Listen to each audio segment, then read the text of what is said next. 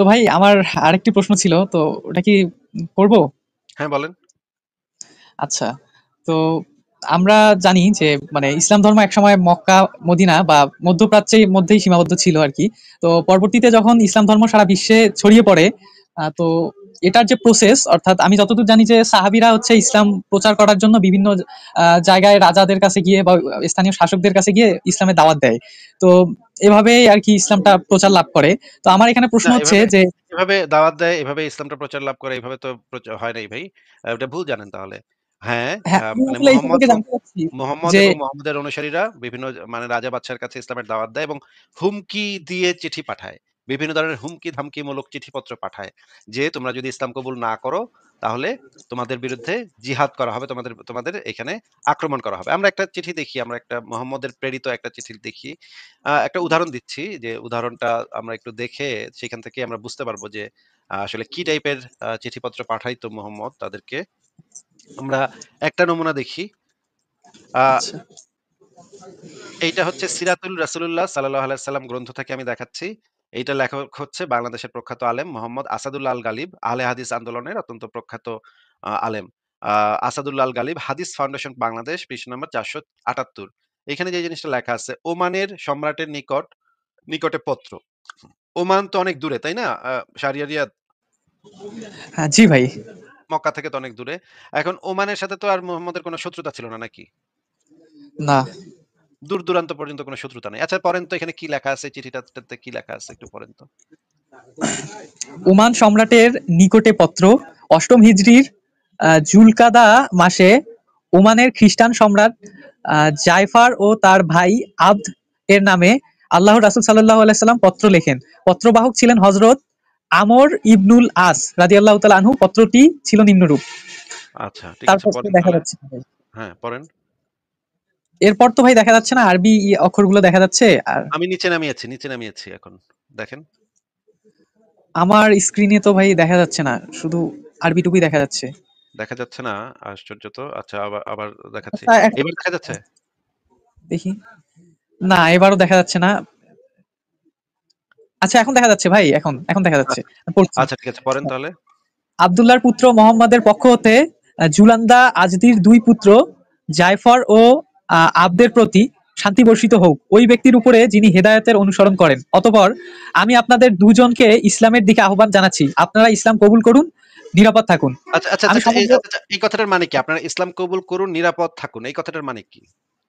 এই কথাটার মানে হচ্ছে, মানে সম্ভবত এটা অনেকটা হুমকি স্বরূপ কথা, যেটা আমার মনে হচ্ছে এই মুহূর্তে। আচ্ছা, আচ্ছা, ঠিক নিরাপদে আছে। পড়েন থাকুন। এরপরে। পড়েন এরপরে, হ্যাঁ। আচ্ছা। আমি সমগ্র মানবজাতির প্রতি আল্লাহর রাসূল হিসেবে প্রেরিত হয়েছি, যাতে আমি জীবিতদের সতর্ক করি এবং কাফিরদের বিরুদ্ধে অভিযোগ প্রতিষ্ঠিত হয়ে যায়। অতঃপর যদি আপনারা ইসলাম কবুল করেন, তবে আপনাদেরকেই আমি গভর্নর নিযুক্ত করে দেব। আর যদি ইসলাম কবুলে অস্বীকার করেন, তাহলে আপনাদের রাজত্ব শেষ হয়ে যাবে। আমার ঘোড়া আপনাদের এলাকায় প্রবেশ করবে এবং আমার নবুয়ত আপনাদের রাজ্যে বিজয়ী হবে। আচ্ছা, এই কথাটার মানে কি? একটু আমাদেরকে বুঝায় দেন তো। উম, এই কথাটার সারমর্ম আমি যা বুঝলাম যে তারা যদি ইসলাম কবুল করেন তাহলে তারা নিরাপদেই থাকবেন, এবং যদি না করেন, আহ, যদি করেন তাহলে তাদেরকে গভর্নর নিযুক্ত করে দেওয়া হবে, এবং যদি অস্বীকার গভর্নর করে তাহলে নিযুক্ত তাদের ভাই, গভর্নর নিযুক্ত করার দরকার কি? ওরা তো এমনিতেই ওইখানে রাজা, ওইখানে সম্রাট। ওদের আবার মোহাম্মদ আইসা তাদের আবার গভর্নর নিযুক্ত করবে। এটার ওদের মানে খায়া দেয়া কি কাম নাই যে ওরা রাজা থেকে গভর্নর হবে? এটা তো ওদের দরকার নাই, তাই না? ওরা তো অলরেডি হ্যাঁ, ওইখানের শাসক, নাকি? জি। আচ্ছা, আহ, মানে এরপরে কি বলছে? এরপরে বলা হয়েছে যে যদি তারা অস্বীকার করে তাহলে তাদের রাজত্ব শেষ হয়ে যাবে, এবং ঘোড়া আপনাদের এলাকায় প্রবেশ করবে সম্ভবত। আমার ঘোড়া, আমার ঘোড়া। হ্যাঁ, আমার ঘোড়া আপনাদের এলাকায় প্রবেশ করবে। এই কথাটার মানে কি? এবং আমার ঘোড়া আপনাদের এলাকায় প্রবেশ করবে মানে কি? মানে একটা ঘোড়া পাঠায় দিবে মানে নাকি হচ্ছে নবী? সৈন্য সহ হয়তো বা আক্রমণ চালাবে, ঘোড়া সৈন্য সহ। এটাই সম্ভবত বোঝানো হয়েছে। এটা তো তাহলে একটা হুমকি হয়ে গেল নাকি? হ্যাঁ, এবং আমার নবুয়ত আপনাদের রাজ্যে বিজয়ী হবে, এবং এটা আচ্ছা, মনে করেন নির্দিষ্ট। মনে করেন মনে করেন আমেরিকার ডোনাল্ড ট্রাম্প কালকে বাংলাদেশে এরকম একটা চিঠি লিখলো যে, "আমি যীশু খ্রিস্টের প্রেরিত মানে হিসেবে আপনাকে চিঠি লিখছি। আপনারা খ্রিস্টান ধর্ম গ্রহণ করেন। তাহলে" আ ইউনুসকে লিখলো, "আপনি খ্রিস্টান ধর্ম গ্রহণ করেন, তাহলে আপনাকে উপদেষ্টা নিযুক্ত করে দিব। আর যদি মানে খ্রিস্টান ধর্ম কবুলে অস্বীকার করেন, তাহলে আমেরিকান আ বিমান আপনার এলাকায় প্রবেশ করবে এবং খ্রিস্টানিটি আপনার দেশে বিজয়ী হবে।" এই কথা যদি ডোনাল্ড ট্রাম্প কালকে মানে ডক্টর ইউনূসকে চিঠি লিখে জানায়, এটাকে কি বাংলাদেশ কিভাবে নিবে? মানে এটাকে কি ভালোভাবে নিবে?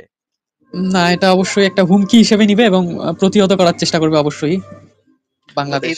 এই ধরনের চিঠি একটা রাষ্ট্র আরেকটা রাষ্ট্রকে, তো এই ধরনের চিঠি এটা তো আ আন্তর্জাতিক মানে যে সম্পর্ক সেটারও লঙ্ঘন। এখানে তো এটা তো মানবাধিকারও লঙ্ঘন হচ্ছে। তাদেরকে হুমকি-ধামকি দেওয়া হচ্ছে, যুদ্ধের হুমকি দেওয়া হচ্ছে। এখানে তো সমস্ত কিছুই মানে সমস্ত নিয়ম-কানুন, সমস্ত আইন-কানুন সমস্ত কিছু নষ্ট করে ফেলতেছে। মানে বা একটা রাষ্ট্রের সাথে আরেকটা রাষ্ট্রের যে পারস্পরিক সম্পর্ক, ভ্রাতৃত্ব, সৌহার্দ্য সে সবকিছু নষ্ট হয়ে যাচ্ছে। তাহলে দেখা যাচ্ছে মোহাম্মদ তার জীবদ্দশাতে এই টাইপের চিঠি লিখতো অন্য রাজ্যগুলাতে। তাহলে তো আ মোহাম্মদই যদি এটা কইরা থাকে তার সাহাবীরাও তো একই কাজ করছে নাকি? হ্যাঁ, সম্ভবত। আর আমি আসলে ভাই ভারতবর্ষে মানে আমাদের এইদিকে যে ইসলাম ধর্ম যেভাবে মানে আসছে আর কি, প্রতিষ্ঠা লাভ করছে, তো এই সম্পর্কে যদি কোনো তথ্য বা চিঠি থাকে মানে ওই বিষয়ে আমি আর কি একটু জানতে বেশি আগ্রহী। যদি ভারতবর্ষে এরকম মানে ইসলাম কিভাবে স্প্রেড করেছে এটার জন্য আপনি ফতোয়ায়ে আলমগীরি আছে, ফতোয়ায়ে আলমগীরি পড়েন। সংশয়.com এ একটা লেখা আছে, ইসলামে অমানবিক দাসপ্রথা। এটা পুরাটা পড়েন। এটার ভেতরে আপনি বহু জিনিস পেয়ে যাবেন ফতোয়া আলমগীরি থেকে। আ আ ঠিক আছে ভাই, আপনার পেছন থেকে অনেক সাউন্ড হচ্ছে। আপনার কি প্রশ্ন শেষ হয়েছে? আপনি তাহলে সেই জিনিসগুলো একটু পড়ে আসেন। পরে আমরা আলোচনা করব এগুলো নিয়ে।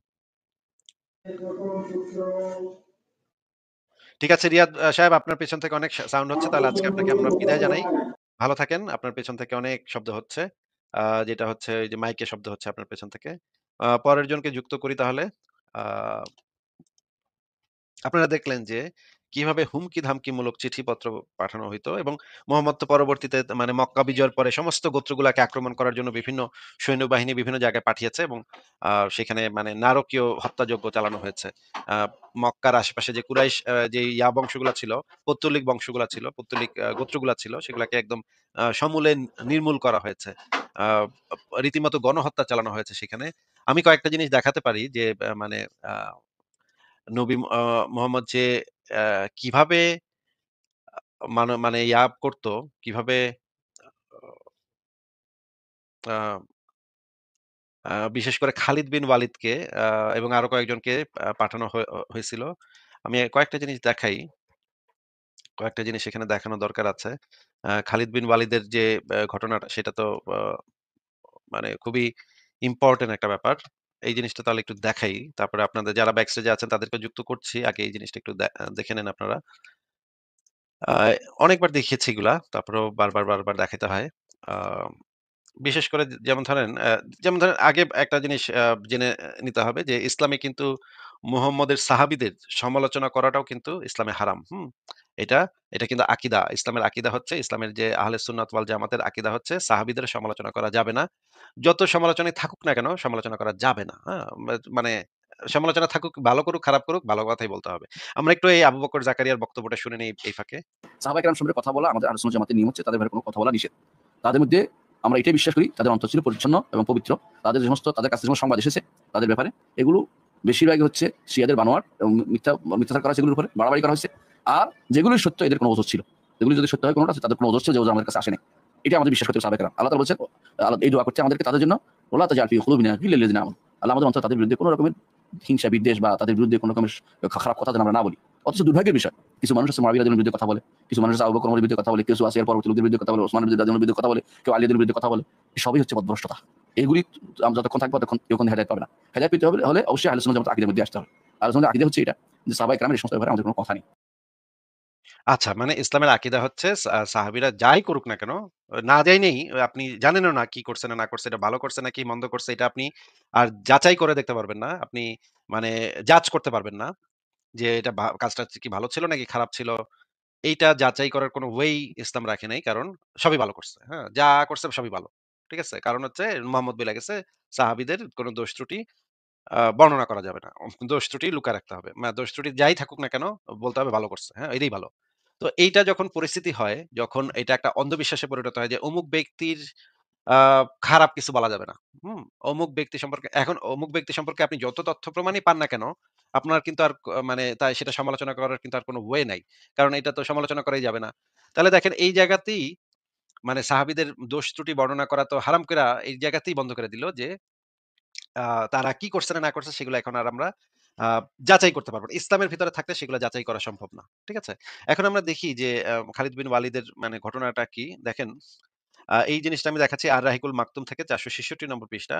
আ ১ম এ আমরা দেখি যে রাসূলুল্লাহ সাল্লাল্লাহু আলাইহি ওয়াসাল্লামের মক্কায় অবস্থান এবং কর্ম। রাসূলুল্লাহ মক্কায় ১৯ দিন অবস্থান করেন। উল্লেখিত সময়ের মধ্যে তিনি ইসলামের পুনরুজ্জীবন প্রক্রিয়ায় তৎপর থাকেন এবং মানুষকে হিদায়াত ও তাকওয়ার আদেশ দিতে থাকেন। উল্লেখিত সময়ের মধ্যেই নবী এর নির্দেশক্রমে আবু উসাইদ খোজাই নতুনভাবে হারামের সীমানা স্তম্ভ খাড়া করেন এবং ইসলামের দাওয়াত প্রদান ও মক্কার পার্শ্ববর্তী স্থানসমূহে মূর্তিগুলো ভেঙে ফেলা হয়। অধিকন্তু নবী এর পক্ষ হতে ঘোষণাকারী মক্কায় ঘোষণা দিতে থাকেন, নিজ গৃহে কোনো মূর্তি রাখবেন না। যদি ঘরে মূর্তি থাকে তাকে অবশ্যই ভেঙে ফেলতে হবে। এরপরে মুহাম্মদ আ বেশ কয়েক জায়গাতে সৈন্যবাহিনী পাঠান। দেখেন, বিভিন্ন অভিযান ও প্রতিনিধি প্রেরণ। মক্কা বিজয়ের সঙ্গে সংশ্লিষ্ট যাবতীয় কাজকর্ম সুসম্পন্ন করার পর যখন তিনি কিছুটা অবকাশ লাভ করলেন, তখন অষ্টম হিজরির ২৫ রমজান উজ্জা নামক দেবমূর্তি বিনষ্ট করার উদ্দেশ্যে খালিদ বিন ওয়ালিদের নেতৃত্বে একটি ছোট সৈন্যদল প্রেরণ করেন। উজ্জা মূর্তির মন্দিরটি ছিল নাখলা নামক স্থানে। এটি ভেঙে ফেলে খালিদ প্রত্যাবর্তন করলে রাসূলুল্লাহ তাকে জিজ্ঞেস করেন, তুমি কি কিছু দেখেছিলে? মানে হুদাহুদি উজ্জা নামক কিছু লোক উজ্জা দেবীর পূজা করত। তাদের একটা মূর্তি মূর্তি ছিল, একটা মন্দির ছিল নাকলা নামক স্থানে। সেখানে তারা পূজা-টুজা করত। তারা কিন্তু মুহাম্মদকে আইসা আগ বাড়ায় কোন কিছু করে নাই বা তাদের সাথে কোন শত্রুতা নাই। মুহাম্মদ যেহেতু এখানে মূর্তি ছিল, ওই মূর্তিটা ধ্বংস করার জন্য, মূর্তি এবং মন্দির ধ্বংস করার জন্য, ওদের ধর্মটাকে নষ্ট করে দেওয়ার জন্য একটা ছোট সৈন্যদল খালিদ বিন ওয়ালিদের নেতৃত্বে পাঠাইল।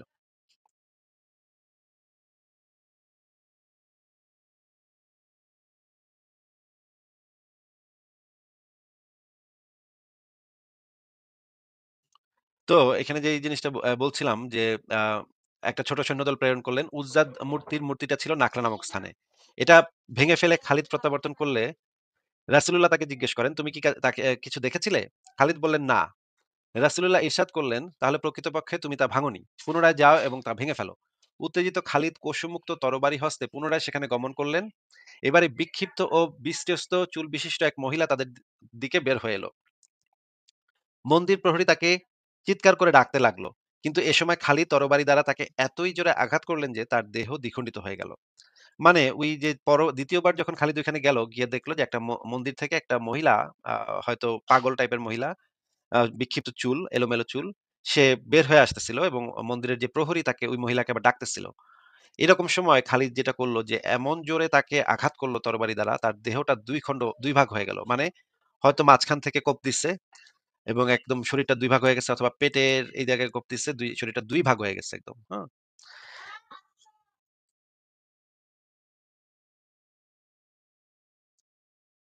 তো আ এরপরে রাসূলুল্লাহকে তিনি এ সংবাদ অবগত করলে তিনি বলেন, "হ্যাঁ, ওটাই ছিল উজ্জা। এখন তোমাদের দেশে তার পূজা অর্চনার ব্যাপারে সে নিরাশ হয়ে পড়েছে। অর্থাৎ কোনদিন আর তার আর পূজা অর্চনা হবে না।" এই হচ্ছে, এইভাবে মানুষজনকে মানে মানে শুধুমাত্র মূর্তি পূজা করার অপরাধে, এটা একটা অপরাধ নাকি আ মানে ২ টুকরা করে কাটা হইছে। হ্যাঁ? এবং আরো ঘটনা আছে। আরো ঘটনা দেখবেন আপনারা। এরপর নবী সে মাসে আমর ইবনুল আসকে সোয়া নামক বেদমূর্তি ভাঙার জন্য প্রেরণ করেন। এই মূর্তিটি ছিল মক্কা হতে ৩ মাইল দূরে এখানে ছিল। সেখানে গিয়ে আ আমর সেখানে গিয়ে পৌঁছে তখন প্রহরীকে জিজ্ঞেস করেন, "তোমরা কি চাও?" আল্লাহ প্রহরী জিজ্ঞেস করল, "তোমরা কি চাও?" তিনি বললেন, "আল্লাহ নবী মূর্তি ভেঙে ফেলার জন্য আমাদের নির্দেশ প্রদান করেছেন।" সে বলল, "তোমরা এই মূর্তি ভাঙতে পারবে না, ভেঙে ফেলতে পারবে না।" আমর বললেন, "কেন?" সে বলল, "প্রাকৃতিক নিয়মই তোমরা তোমরা বাধাপ্রাপ্ত হবে।" আমর বললেন, "তোমরা এখনো বাতিলের উপর রয়েছ? তোমাদের উপর দুঃখ। এই মূর্তিটি কি দেখে কিংবা শোনে?" অতঃপর মূর্তিটির নিকট গিয়ে তিনি তা ভেঙে ফেললেন এবং সঙ্গী সাথীদের নির্দেশ প্রদান করলেন ধন সম্পদ গৃহটি ভেঙে ফেলতে। কিন্তু ধন ভাণ্ডার গৃহটি ভেঙে ফেলতে। ধন ভাণ্ডার থেকে কিছুই পাওয়া গেল না। অতঃপর তিনি প্রহরীকে বললেন, "বলো কেমন হলো?" সে বলল, আল্লাহর দিন ইসলাম আমি গ্রহণ করলাম।" মানে বেটা বেটা ভয় পাইছে। ভয় পায় দেখতেছে যে পুরা সৈন্যবাহিনী তরবারি নিয়ে আসছে। ১ম অবস্থাতে সে মানে রাজি হয় নাই। বলতেছে যে তোমরা বাধাপ্রাপ্ত হবে। কিন্তু পরে যখন দেখলো যে ভেঙে-টেঙে ফেলতেছে এবং মানে আক্রমণ করতেছে, তখন নিশ্চয়ই সে ভয়ে বলতেছে যে, "হ্যাঁ, হ্যাঁ ভাই, আমি আল্লাহর দিন গ্রহণ করলাম, ইসলাম গ্রহণ করলাম।" জীবন বাঁচানোর জন্য যেটা মানুষ করে, এত মানে সৈন্যবাহিনী, আক্রমণাত্মক সৈন্যবাহিনী এসে পড়লে তো এটাই স্বাভাবিক। এরপরে দেখেন, আ এ মাসে সাদ ইবনে যায়েদ আশহলী নেতৃত্বে, এই ঘটনাটাও একটা ঘটনা। কিন্তু আমরা পরের ঘটনাটাতে চলে যাই, যেটা খালিদ বিন ওয়ালিদের। উজদা নামক দেবমূর্তিটি ভেঙে ফেলার পর খালিদ বিন ওয়ালিদ প্রত্যাবর্তন করলে রাসূলুল্লাহ অষ্টম হিজরির শাওয়াল মাসে বনু জাজামাহ গোত্রের নিকট প্রেরণ করেন। উদ্দেশ্য ছিল আক্রমণ না করে ইসলাম প্রচার। খালিদ মুজাহির, আনসার ও বনু সোলাইম গোত্রের ৩৫০ লোকজন সহ বনু জাজিমাহ নিকট গিয়ে ইসলামের দাওয়াত পেশ করলেন। তারা ইসলাম গ্রহণ করেছি বলার পরিবর্তে আমরা স্বধর্ম ত্যাগ করেছি, আমরা স্বধর্ম ত্যাগ করেছি এই কথাটা বলল। মানে তাদেরকে ৩৫০ লোককে বন্দী করছে, হাত পা বাঁধছে। বাঁধার পরে তাদেরকে বলা হয়েছে, তো বল তোরা ইসলাম গ্রহণ করছিস বল। তখন তারা ইসলাম গ্রহণ করেছি এই কথাটা বলার পরিবর্তে তারা জাস্ট বলছিল যে আমরা স্বধর্ম ত্যাগ করেছি। মানে তাদের যে পৌত্তলিক ধর্মটা ছিল সেটা তারা ত্যাগ করছে। এটা তারা বলছে। এ কারণে খালিদ তাদের হত্যা ও বন্দী করতে আদেশ দিলেন। মানে এই ৩৫০ জন লোক শুধুমাত্র ইসলাম গ্রহণ করেছে এটা বলে নাই। হয়তো ভুলে বলছে যে আমরা স্বধর্ম ত্যাগ করেছি। এই কারণে খালিদ তাদেরকে হত্যা ও বন্দী করতে আদেশ দিলেন। তিনি সঙ্গী সাথীদের একেকজনের হস্তে একেকজন বন্দীকে সমর্পণ করলেন। অতঃপর এ বলে নির্দেশ প্রদান করলেন যে প্রত্যেক ব্যক্তি তার নিকটে সমর্পিত বন্দীকে হত্যা করবে। মানে এই ৩৫০ মানুষকে হাত-টাত বাইন্ধা একেকজন সৈন্যের কাছে একেকজনকে দিচ্ছে এবং বলছে প্রত্যেকে তার কাছে সমর্পিত বন্দীটাকে হত্যা করবে। তারপরে এইটা নিয়ে আবার তার মানে মুহাম্মদের সাহাবীদেরই একজন আবার আপত্তি তুলছিল। সেইখানে সে আপত্তির কথা এখানে বলা আছে। কিন্তু দেখেন ৩৫০ জন লোক তাদেরকে জোরপূর্বক ইসলামের দাওয়াত পেশ করা হইল। তারপরে তাদেরকে জবাই করা হইল শুধুমাত্র এই কারণে যে আমরা স্বধর্ম ত্যাগ করেছি, আমরা স্বধর্ম ত্যাগ করেছি এই কথাটা বলার কারণে। আমরা এই জিনিসটা আল বিদায়া বা নিহায়া থেকেও পড়তে পারি। আল বিদায়া নিহায়াতে আরো ভয়ংকর এই যে খালিদ বিন ওয়ালিদের আরো ভয়ংকর বর্ণনা আছে। এটা একেবারে মারাত্মক রকমের ভয়ংকর বর্ণনা। যে এমনকি মুসলিমদের মধ্যে থেকেও আ মানে খালিদ বিন ওয়ালিদ হত্যা করত। মানে হত্যা করে তাদের মেয়ে বউদেরকে তুইলা আনতো। তুইলা আইনা রেপ করত। দেখেন এখানে যে জিনিসটা বলা হচ্ছে, খালিদ গনিমত হিসেবে নারী বন্দীদের মধ্যে থেকে মালিক ইবনু নুয়াইরার স্ত্রীকে বেছে নেন। তার নাম ছিল উম্মু তামিম, মিনহালের কন্যা। দেখতে অত্যন্ত সুন্দরী। ঋতু থেকে পাক হওয়ার পর খালিদ তার সাথে মিলিত হন। কেউ কেউ বলেন খালিদ মালিক ইবনে কে ডেকে সাজাহার মতাবলম্বন এবং যাকাত প্রদানে বিরত থাকার কারণ জিজ্ঞেস করেন। মানে ওই ব্যক্তি যে ব্যক্তিকে হত্যা করছে সেই ব্যক্তি কিন্তু অমুসলিম ছিল না। সে মুসলিমই ছিল কিন্তু সে যাকাত দেয় নাই। হুম? এই কারণে সেই মুসলিম ব্যক্তিকে মেরে তার বউকে মানে তুলে নিয়ে আসছে। হ্যাঁ? তিনি বলেন, "তোমার কি জানা নেই যে জাকাতের বিধান সালাতের বিধানের সাথে মিলিয়ে একত্রে দেওয়া হয়েছে?" মালিক বলল, "তোমাদের সাথী নবী তো এরকমই মনে করেন।" খালিদ বললেন, "তিনি আমাদের সাথী। তোমার সাথী নন কি?" মানে ওই ব্যক্তিটা যে মুসলিম ব্যক্তিটা মালিক নাম সে বলতেছে তোমাদের সাথী মানে নবীকে বলা হয়েছে তোমাদের সাথী। খালিদ খেপছে এই কারণে যে সে তোমাদের সাথী বলল কেন? আমাদের সাথী বলল না কেন? হুম? এই কথাটা বলার কারণে সে ক্ষেপে গেছে। দেখেন খালিদ বললেন, "তিনি আমাদের সাথী। তোমার সাথী নন কি? হে জিরার, তার গর্দান উড়িয়ে দাও।" তারপর মালিকের গর্দান উড়িয়ে দেয়া হলো। খালিদের নির্দেশে তার শির দেখেন ছিন্ন করা হলো। তারপর দুটি পাথর ও মালিকের মস্তক এই ৩ টের উপর ডেকচি বসিয়ে খাবার রান্না করা হয়। মানে ২ টা পাথর এবং এই মালিকের মাথাটা পাথরের জায়গায় মালিকের মাথাটা বসায় একটা ডেকচি বসায় উপরে। তারপরে ওইটার উপরে খাবার রান্না করা। এই খাবার দিয়ে খালিদ ওই রাতের আহার সারেন। এই ব্যবস্থার উদ্দেশ্য ছিল আরবের মুরতাদ ও অন্যান্য লোকদেরকে ভীত ও শঙ্কিত করা। কথিত আছে যে মালিকের মাথার চুলও রান্নার আগুনে দেয়া হয় এবং চুল এত বেশি ছিল যে গোশত পাকানো শেষ হওয়ার পরও চুল অবশিষ্ট ছিল। মানে কি একটা অবস্থা চিন্তা করছেন আপনারা? আপনারা কি চিন্তা করছেন যে কি একটা অবস্থা? এরা কি রে ভাই? এগুলা কি? মানে এগুলা এই রকমের নৃশংস বর্বরতা আমরা আ ইসলামের ইতিহাসে পাতায়, পাতায় দেখতে পাই। এটা থেকে যে নবী কম ছিল তাও কিন্তু না। নবীও এই টাইপেরই ছিল। নবীরই তো অনুসারী। এরকমই তো করবে। কি ভয়াবহ অবস্থা। আচ্ছা ঠিক আছে পরের জনকে আমরা যুক্ত করি।